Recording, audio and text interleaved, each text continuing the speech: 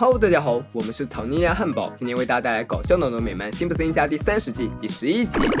今天是辛爸和辛妈的结婚纪念日，正好准备出去过2人生活。辛爸穿上西装，打好领带，辛妈也穿上漂亮的裙子，涂了口红。娱乐项目早已提前定下，只等他们好好去放松一下了。然而还有一个问题需要解决，家里留下人工智能，显然不能够照顾好3个孩子，保姆又暂时请不到，辛爸只好把自己的老爸召唤了过来。老辛普森答应了。老辛普森带着孙子孙女们看着老电影解说，孩子们显然都没有什么兴趣。辛小妹提议去玩游戏，在连续 pass 掉几个游戏之后，小辛拿出最后一个玩具士兵，谁知老辛普森看到后失声尖叫。在辛爸辛妈还没进屋之前，就看见爷爷正用手撬着玻璃窗，3个孩子吃着冰淇淋，正巧遇见了爸爸妈妈。家里人都觉得爷爷有些精神失常，就带他来看精神病医生。在医生给爷爷看了关于战争的血腥照片之后，爷爷并没有什么过激反应，医生断定爷爷并没有什么精神方面的问题。听到医生这么说，小辛拿出了让爷爷吓破胆的玩具士兵，爷爷看到后又开始精神失常了。辛小妹拿着其中的一个士兵仔细观察，他发现这个玩具好像就是爷爷年轻时候的样子。爷爷看着这个缩小版的自己，想起了年轻时候的一段拍摄经历。医生在一旁告诉他们，如果爷爷的心理问题不是来自于战争，那就要开始计费了。话音刚落，辛普森家已经走得干干净净了，家人们围坐在爷爷身边，希望他能对他们解释这个小绿人的故事。爷爷仔细看了一眼跟自己一模一样的小绿人，开始了回忆。那时候世界大战已经结束2年了，但他还是没有从被开除军籍阴影中走出来，没有工作，还穿着以前打仗军装在街上游荡。正当他又一次耍了流氓，被人掀翻在地，一家拍摄公司找上了他，那人许诺工作半天就能有50美金的报酬，他需要做的就是当一款儿童玩具的模特。他没有拒绝。原来虽然战争已经结束，但是美国人民已经迷上战争游戏，他很快开始了当模特的生活。作为一个退伍军人，他确实能够胜任这份工作，而且他自己也觉得很轻松。但是接下来的事他就不记得了。辛小妹询问爷爷是否得到过报酬，爷爷这才想起来他从未得到过工资。辛妈在一旁告诉爷爷，他本可以获得几百万美金，因为这个玩具在全国十分流行。爷爷被说动了，他应该去把自己应得的要回来。他上了电视的专访，在那里指责了对他1分都没发的玩具公司。玩具公司也看到了他的控诉，当即发了一份邮件，让爷爷去纽约拜访他们，并且费用全包。得意洋洋的爷爷觉得工资就快要到手了，他们坐上圆梦航班来到了纽约。然而当他们见到公司老板时，他却说老辛普森没有和他签订过合同，所以他并不需要付钱，并告诉了他那时候的情况。那时候一切进展顺利，但是老辛普森突然就跑出了拍照区，并且再也没有回来。摄影师菲利普连照片都没有拍完。爷爷对这个人名有点熟悉，知道看到了老板展示的照片，他彻底想起来后来发生的事。他和这个摄影师曾度过了一段很美好的拍摄时光。他看着眼前这个拿着摄像机的男人，觉得自己找到了知音。在世界大战之后，他已经很久没有这么欢乐了。他对菲利普说他们是同类人，谁知菲利普会错了意，亲吻了一下他的嘴唇。他当时又勃然大怒，作为一个男人，他感觉自己受到了羞辱。他痛斥了眼前这个男人，说他是一个不该存在的另类。在菲利普努力想缓解尴尬，拿起相机说继续拍照时，他却再也忍受不了了，逃离了拍照区。他要去找回真男人的感觉，然后就再也没有回去过。老板告诉他们，他了解情况之后，马上就解雇了菲利普，因为他是一个同性恋。辛妈替那个可怜的男人感到伤心，认为也许爷爷的无意之举毁了别人的职业生涯。爷爷也内疚极了，菲利普并没有什么错，他只是表达他的爱意，这并不是他的错。一家人又乘坐岁梦航班离开纽约，返航途中，爷爷一直不能释怀，他想知道那个人现在过得怎么样了。辛小妹帮爷爷查询到了菲利普现在居住在德州，辛妈鼓励爷爷去见见菲利普，解决自己心里对他的内疚。小辛也劝爷爷去一趟德州，爷爷不知道自己该怎么办。无论菲利普的反应是给自己嘴上来一拳，还是来一个吻，他都感觉自己不能承受。那些绿色士兵围绕在他的周围，他们正在努力对抗恐同症。他来到一个断了手的士兵面前，他快死了，唯一的心愿就是希望老辛普森能去见一下菲利普，为他的鲁莽道歉。爷爷下定了决心，他要去德州。辛爸开着车，一家人从早上到晚上过了几个昼夜，终于离菲利普居住的地方很近了。随着距离的缩短，爷爷有些不安，他告诉自己的儿子，当他变老了之后，他开始思考，或许人可以爱上不同的东西，但他确实依然是个人，而不是异类。现在辛爸并不明白父亲话里的意意思，他只觉得自己的父亲太有思想了，该来的终究还是要来了。爷爷必须要去面对他最大的恐惧，那个爱他的人。他在大街上把自己的心事唱了出来，一边唱着一边向前走，突然看到了一个巨大的迷彩雕像立在那里，那分明就是一个放大版的他。惊慌失措的老辛普森无意闯进一家商店，他被里面东西惊呆了，墙上挂着他的肖像画，那还是他当玩具模特时的样子啊，有拿着枪的，有拿着对讲机的，无一例外全都是他的样子啊。他听到有人在唤他的名字，这个人就是这家店的主人菲利普。老辛普森看着眼前的人，对他表达自己的歉意，希望他能够原谅自己的所作所为，他毁掉了他的生活。菲利普笑着看着眼前这位老伙计，告诉他他的生活并没有被他毁灭，相反是他拯救了他的生活。他告诉了老辛普森当年的事，当他丢掉工作之后，他决定以后的每天都只为真实的自己而活。他把自己的想法告诉了妻子，妻子也欣然的同意了。他开车到了很多个地方，最后决定留在这里。老辛普森对菲利普的话十分感动，也许毁掉的从来就不是他的生活，而是自己的。菲利普安慰他，找寻真我什么时候都不会晚，告诉他研究表明没有人是绝对同性恋或者是异性恋。老辛普森摇摇头，表示自己已经老到接受不了那些新鲜的事物了。他现在满脑子里都是马戏团和大象。菲利普没有再劝他，只希望能把当年没有拍完的照片拍完。老辛普森答应了，两人又拍完了剩下的照片。爷爷真诚祝福菲利普能够一直都在享受生活，并且主动亲吻了他。菲利普那感觉怎么样？老辛普森安上了他原本打算送给菲利普的假牙，告诉他自己仍是个忠实的异性恋。虽然他们没有在一起，但是在爷爷床边墙头上多了一张他们的合照，他再也没有了心结，可以好好的睡一觉了。每个人都是独立的个体，都有自己的习惯和喜欢的人，他们会喜欢上和自己不同性别的人，也有可能会喜欢上和自己相同性别的人，但他们也仅仅是普通的人，而不是怪物。男人和女人是磁铁的两极，大多数都会相互吸引，然而也有少数的同极相爱了。他们在一起需要克服重重的阻碍。我们也许一辈子都无法理解那些和我们思想不一样的人，但我们却可以学会包容。就像老辛普森一样，他年轻的时候以被男人喜欢为耻，但是他终究还是明白了，那不过是一个爱他的人，自己可以不接受他的爱，但是要永远记得，他们在本质上没有什么不同，都只是一个追求自己幸福的人罢了。